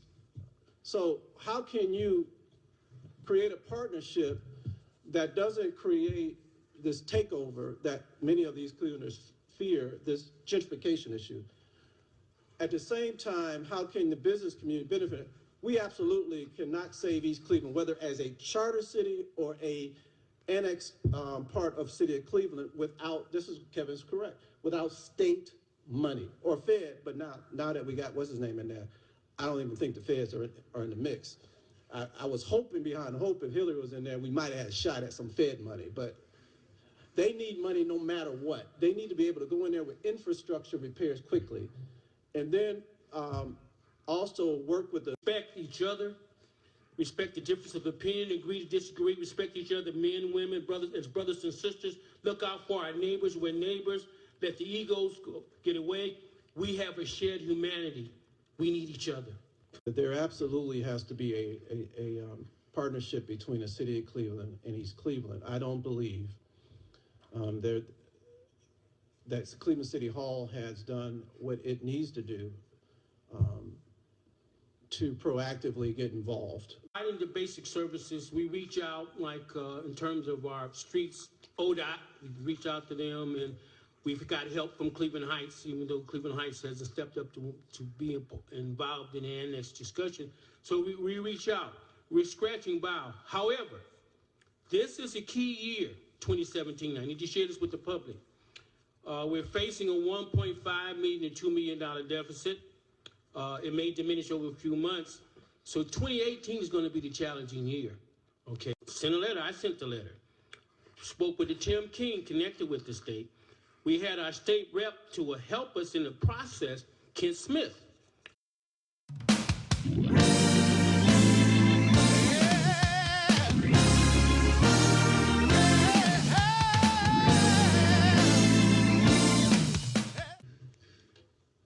When Cleveland really wants something, and when the call goes out to the business community that it really wants something, it gets it from the state.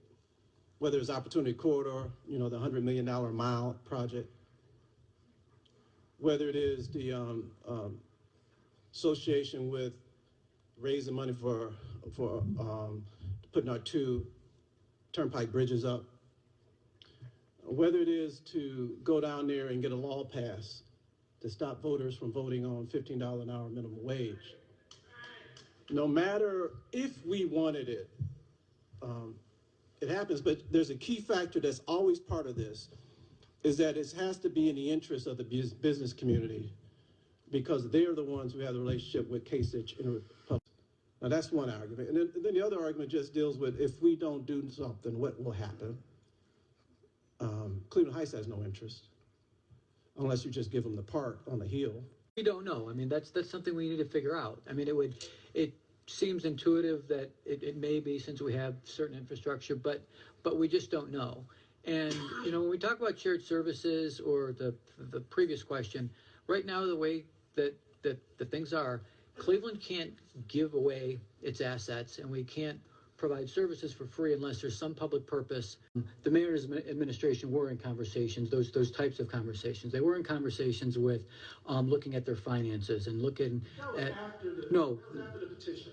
No, it was after the petition, but they're not going to step in. Well, now, hold on a second. Yeah, but I don't want this to turn into a debate. I'm not getting defensive. Nobody had an interest in East Cleveland until East Cleveland brought the petition. They didn't want to care about them. They didn't have no interest. You as president, the mayor's mayor, left that to deteriorate. I know why, because I'm the one next door to it. And what's happening over there impacts Cleveland, but particularly impacts my ward. So I start there, that this is not some intellectual discussion that I'm just sitting in my living room. It is the difference between my ward in East Cleveland, the condition of the street versus my street. It's bad enough in Cleveland, let alone to have the additional issues. And then, of course, the question of security, the fact that our officers, though it may be the same street, like Woodworth, are not supposed to help the folks over there. So there is an intimate relationship between the northeast part of Cleveland and East Cleveland. Therefore, those who live in the west side don't feel it. They intellectualize it. And what happens in most of Cleveland, and in a good part of my ward, is that don't even think about it.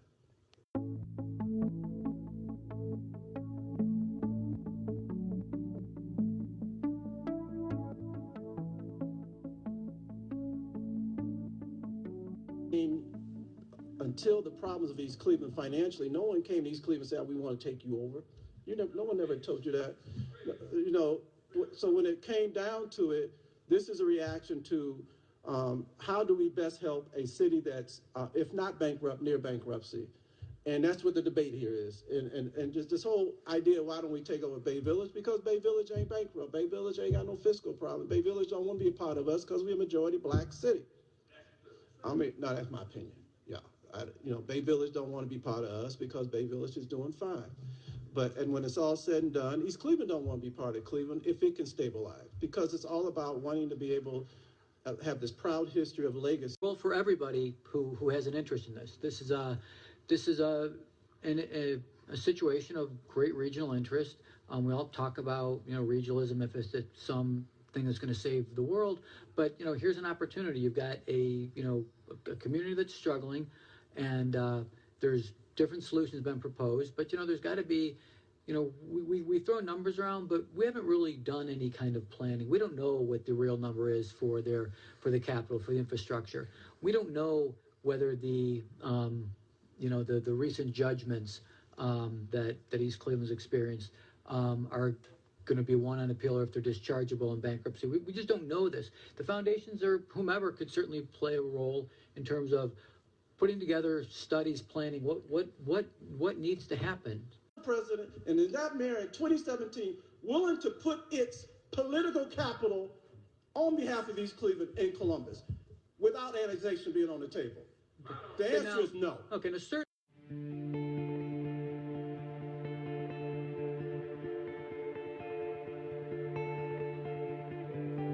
Chris is not downtown in 601 Lakeside conspiring in a corner with us trying to figure out, let's take over East Cleveland so I can get no, that's not how, because first of all, I would not be party to regentrification of the western part of East Cleveland.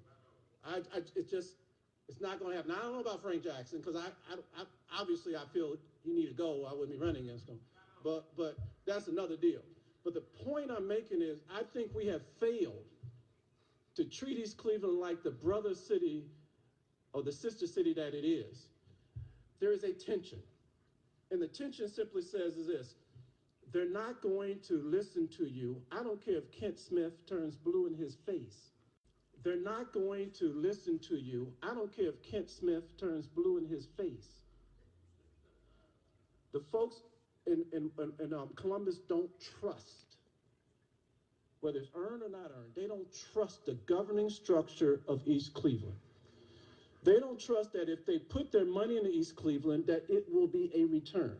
So how do you help get that? Well, you got to bring credible partners with you to the table. You're not going to get it by yourself.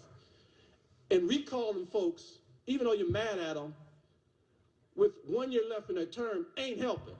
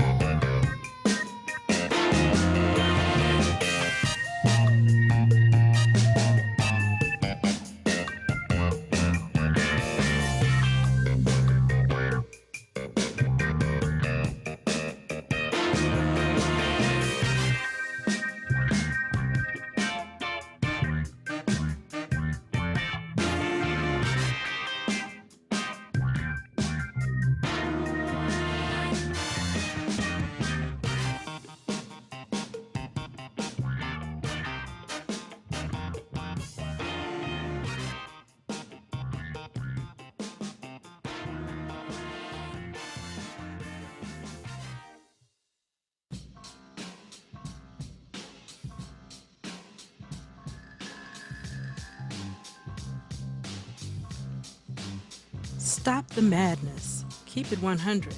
The best talk show on the web is here on STMK Radio 100 with your hosts Sean L., Letty Love, and funny man Doug Million. Join us from 6 to 8 p.m. Monday through Friday. Stop the madness. Keep it 100. With live call-ins, heated discussions about current events, politics, national news, weather, and sports.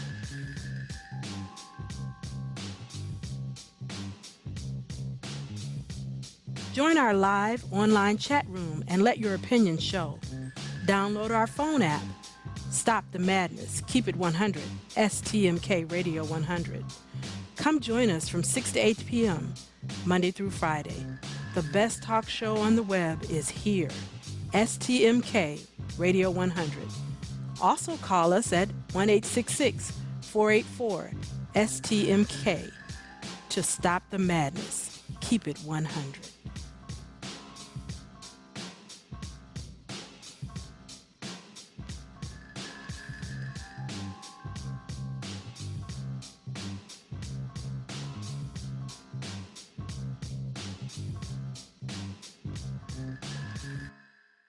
You've been tuned in to Stop the Madness, keeping it 100 on STMK Radio 100. And now back to your host one more time, Sean L., Let, and Tone the Stone. Stop the madness. Keep it 100.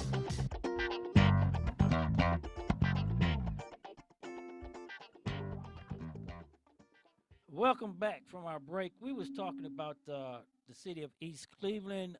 We had Thomas Willard, ex-council president for the city of East Cleveland. We had one of the activists, blog reporters from 4112 News, Jerry Struthers on. And you all heard exactly what Mr. Struthers was saying. Maybe we didn't connect as I should, but I just want to say this right here. One thing that me and Jerry Struthers, pastor, do agree on is that the city of East Cleveland's government that exists now has to go. There's no way it can survive.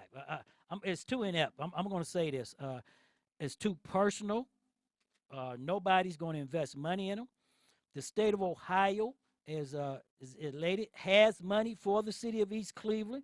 Nobody has even applied for those funds. And why don't you elaborate on that for us a little bit, Pastor Thomas? Well, the state of Ohio have startup money for businesses, and nobody have ever applied for it in East Cleveland. None of the government officials have applied for it. They have money for existing businesses to reconstruct and hire people and pay for their employees. They have grant money that pay for part of their employees, and so there's no reason why this money is not in East Cleveland, creating a tax base so that we won't have these financial problems that we have right now. Well, it shows the incompetency of the federal government. I mean, not the federal government, the government of East Cleveland, the mayor office and council. As Council President Thomas Willard said, if you don't have a plan and you don't know what you're going to do, how can you govern?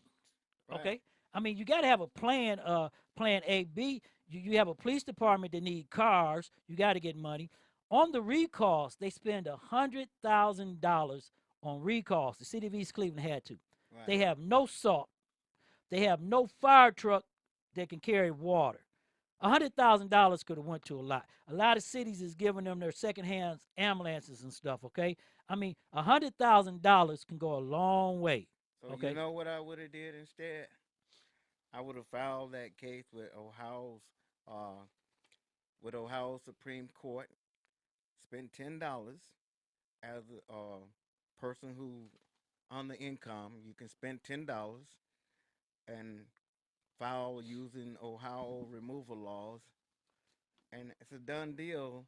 And it costs $10 instead of $100,000. What we're going to do also, what we want to talk about right here is the red light situation. Okay, a lot of people in the chat room is asking this, we're going to go to this. I'll try to get to this with the person who was doing reporting from the 4112 News. Man, Jerry can you Struthers. stop giving that guy plugs? No, I'm gonna give him the plug because you know what? He deserves every plug he gets. So I'm gonna give him the plug because I know when he goes into his news. I know when he goes to his news, when he goes back up on Facebook, since he want to say, I went to his page, since he said he want to play stupid.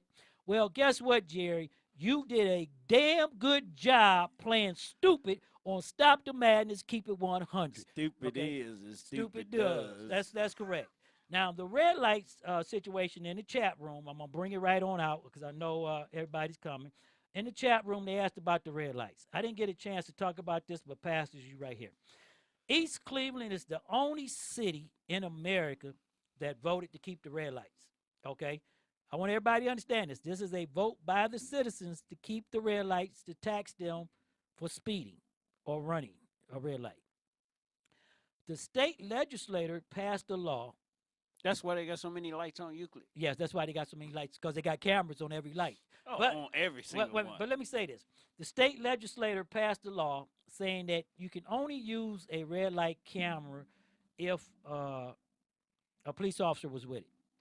Now, and if you fail to do that, then you lose funding from the state. Well, they got that covered on Noble. No, but let me tell you what happened here. And I got a statement from the Ohio Supreme Court, okay, and I got a statement from state legislators and stuff, okay.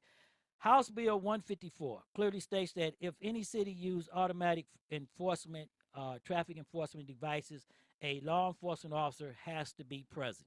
They did that to stop the suburbs, like East Cleveland, from raping the citizens without their due process, okay? Right. That's why it was done. But East Cleveland, under the Ohio Constitution, has the right to write its own laws. That's right. Okay. The city of Cleveland, under the Ohio Constitution, have the right to write its own laws. That is correct. As Akron. May I interject there? Go ahead. They have the right to write their own laws as long as they don't interfere with the federal and state laws. Right. I'm getting ready to say that. Okay. I'm getting ready to say that. But as Dayton, Akron, and Toledo, because this is where it comes back down to. Okay. The city of Cleveland voted to remove all red light cameras and stuff. Right.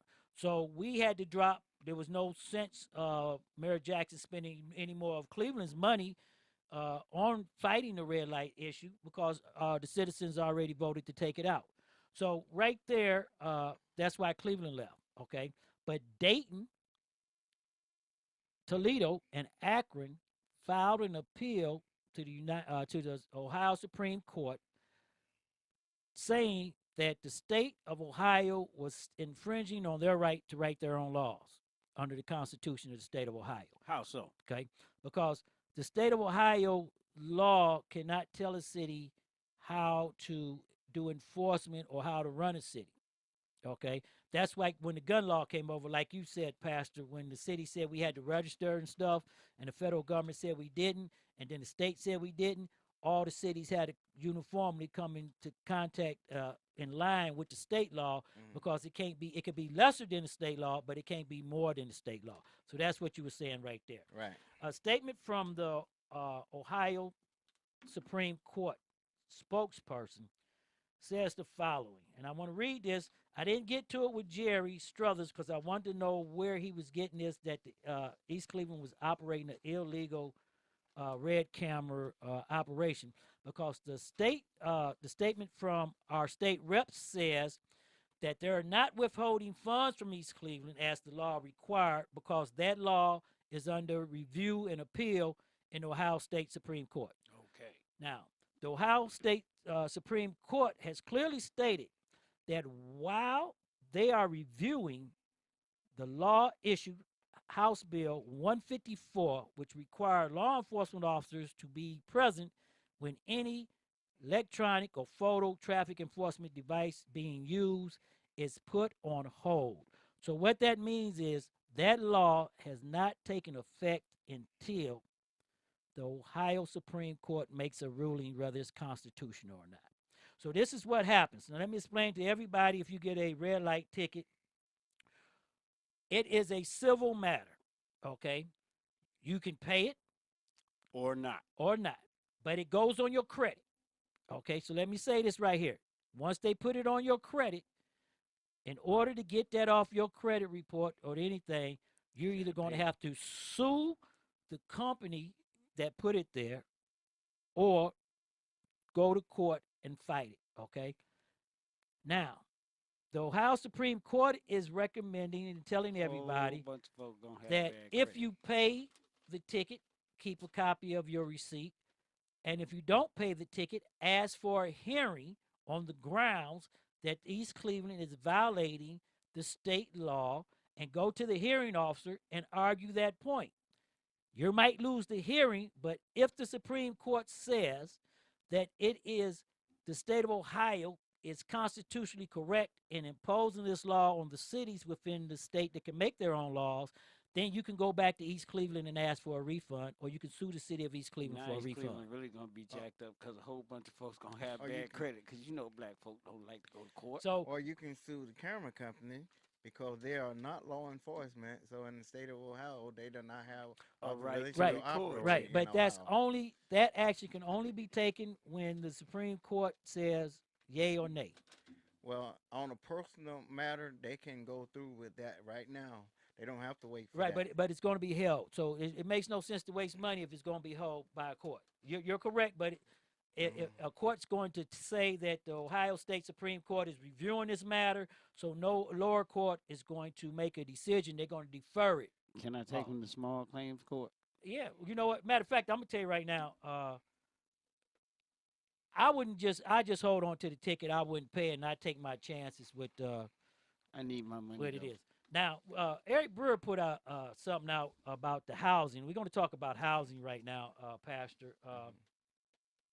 You said something about this, Pastor, and I want you to elaborate on it about people in the city of East Cleveland. There's 17,000 people in the city of East Cleveland. East Cleveland did have 45,000 people, something like that, and it dropped down to 17,000. When somebody like Jeff Johnson, and I'm going to say this, and I wish that I could get Eric Brewer on the telephone because, you know, me and Eric Brewer are good activists, and we argue good. That's why we get at each other, because we argue. When somebody say that they're not going to allow people to be displaced, he said that in the debate. Did you hear that? He's not going to be part of that, okay? What happened in downtown Cleveland on 40th and 30th? People were displaced. And they was thrown. That's why our neighborhoods are the way they are, because they took everybody out of downtown Cleveland, They gave him a voucher. put them in the neighborhoods, and forced people in the neighborhoods to leave the city. They brought the projects to the hood and left the hood out in the cold. Well, that's probably that. I'm not gonna say it on them words, but yes, you. Them you was put my it- words, my opinion. Well, Okay. It's my opinion. Keeping it 100. Again, if the people keep allowing this to happen, Then so be it. A bully don't stop until you put a bully And, down. and the second question I asked that nobody's asked, and I wanted to get this to the activists, because I don't think anybody realized what's actually taking place in East Cleveland. I really don't think they do, because you know why? On the west side, where University Circle wants to take the land, as everybody say, take over, take the land. Okay, the only way to take the land and take over, and I'm gonna say this, is that you got to remove the government. Right. Okay, the mayor, everybody got to go. I'm saying right now. Recall them. Wait a minute. I'm telling you right now that the activists and all the citizens should go right now with pitchforks and torches and burn City Hall down to the Hound ground. dogs and just burn it to the ground. Burn it to the ground. Now, because they listen, all got to go. If y'all go and do that, you didn't hear that at STMK 100. Keep it 100. You heard? Well, y'all know that my acts of violence is prompted by a piece of paper. Right, but I understand that. But you also know, Pastor, and I don't want to get into religious and stuff, but you also know That's good, because I'm not religious. right. But you also know There you go. that the Lord took places, and he had to wipe it off to do what he wanted to do his work. He had to take it, wipe it off. You know what I mean? That's right. Sean, he said he wasn't going to do that no more. He said he was going to let us do it to Okay, ourselves. this but time. I'm gonna say this. So East Cleveland people, all my listeners, Facebook, social media. I know I'm gonna get. I'm probably getting talked about right now on social media pages all the way across, because I'm not a fan of certain people. But I'm gonna call it as I see it. Okay, and East Cleveland's in trouble, and they cannot. This is like my 5-year-old son in the backyard, and the fence fall down. He cannot put that fence back by up. itself. He needs, He some, needs help, some help. Okay, and Well, this is what can I'm I saying. Say this? I think East Cleveland is a precious gem that the people in Cleveland don't realize that it's a precious gem. Right, that's prime land. That's like the land over here on Lakeshore. That is the richest Beachfront part property. of that is the richest part of Cleveland's history. Well, I'm gonna say, do you know John D. Rockefeller's rolling over in his grave right now? Probably The so. Rockefellers, the Hughes, Because when I heard developers say they only want Euclid and the West End. But what I was going to make my point is that I don't really believe everybody in East Cleveland understand what's going on, because the West End is already made ready for the developers. Right. They don't have to spend no money. And when I say spend no money, all they got to do is come in, go in there, rake and the develop land it. down, and develop it. Okay? Because East Cleveland and the citizens has already did all the work for them. That's right. And the part that they want to leave, Hayden, Widemore, all those big apartment buildings, East Cleveland has spent millions and millions of dollars tearing down houses that they could have rehabbed and put homeless people in. Yeah. Okay, homeless people, and took those millions of dollars and knocked down all those apartment buildings on Wymore, a Page. Why would they want to do that? That's Because solving a I'd rather problem. wait a minute, I'd rather have a vacant field where you can see what's going on in the city instead of having all these vacant buildings You with don't all hear these what I'm people up saying, around though. there. Why would they want to do that? That's solving the problem. Then somebody got to go. Because I'm a problem solver, so That's somebody what I'm got to go. saying. They don't want to do that. That's solving the problem. Just like the question that I wanted to ask earlier that just came back to me. I mean, they did all this recalling of all these public officials in East Cleveland. Now what they gonna do? They done recalled all these people, but what they gonna do with that? Well, I'm going to say this, and I want to say I didn't get a chance to really sit down and talk with Jerry about this because this is the problem right here. Jerry's not the type of person you can sit down and just Well, talk I'm with. not going to even go there, but I'll get my plugs in on my shows with my listeners because I know he right now give me a piece of. He on advice. fire He right on now. fire right now, and He I'm on news 499-1211. right, and I'm being so I'm looking at. But what I want to say is this: the city has to be. They don't want to be annexed, but they don't have a choice because right here with the county board, They have a choice. They can start over. no, Like they said, they can oust everybody and start. well, well, they have to oust everybody. But there again, let me tell you this: if I have a gas leak, or if Mhm. the preacher has bad chairs or whatever in his church, Mhm. you can throw all the people out, and a whole bunch of new people could come in. But if the preacher don't change his attitude and he don't change the chairs in the church, you still got the same problem. No, when I say start over, I'm not talking about with just the people. I got it right here in writing. Go ahead, tell them then. Tell I them what got you mean. I Ladies got and gentlemen, I got it right for, here in for the writing. next 4 Listen, minutes, and this is go ahead. not my statement. This is not my statement, but I have to say that I totally agree with this. And I'm gonna start it off, and I'm gonna etch out the first 3 words, and I'm gonna give the pastor some respect. But we do not need any more empty lots in Cleveland when we can turn renters into homeowners. Do you hear what I'm saying? We can turn renters into homeowners for the same $10,000 that it costs to demolish a house. That's right. Former HUD security Alfonso Jackson met and said that the agency headquarters and shared that the D in HUD stands for development, not demolition. Did y'all hear that? I'm going to say it one more time. It stands for development and not demolition. It's called the HUD is it's supposed to be for development.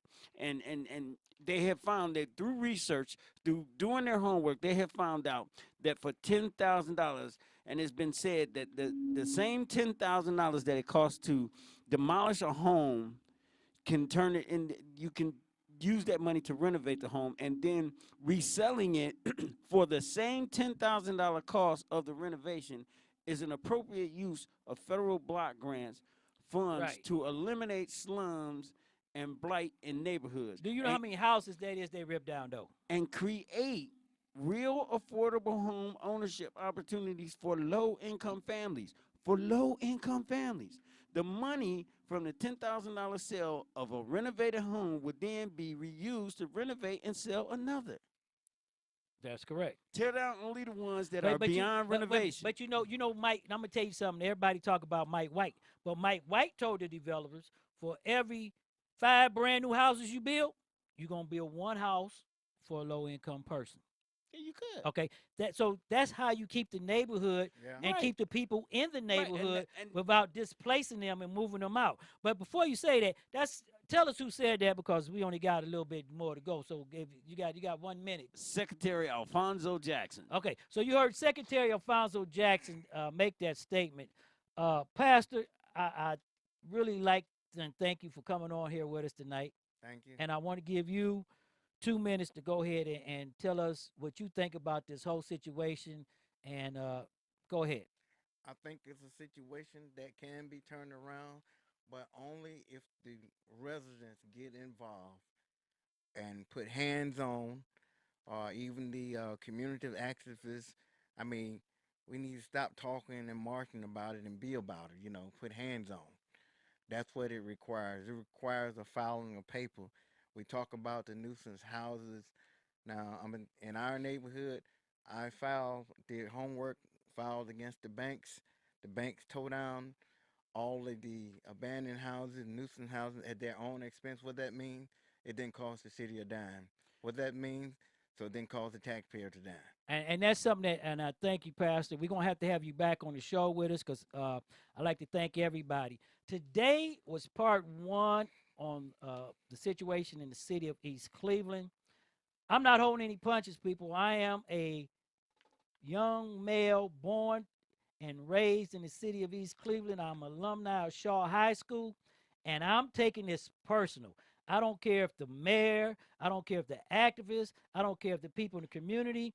It's time to stop the madness. It's time to keep it 100. It's time to stop lying. It's time to stop taking it personal. And it's time to help those poor people in East Cleveland to give them a quality of life that they should have here in America. And Not with that just- being said, Doug, go ahead. You got 30 seconds. Not just the poor people of East Cleveland, but the rich history of East Cleveland, man. I mean, come on, that is a historic.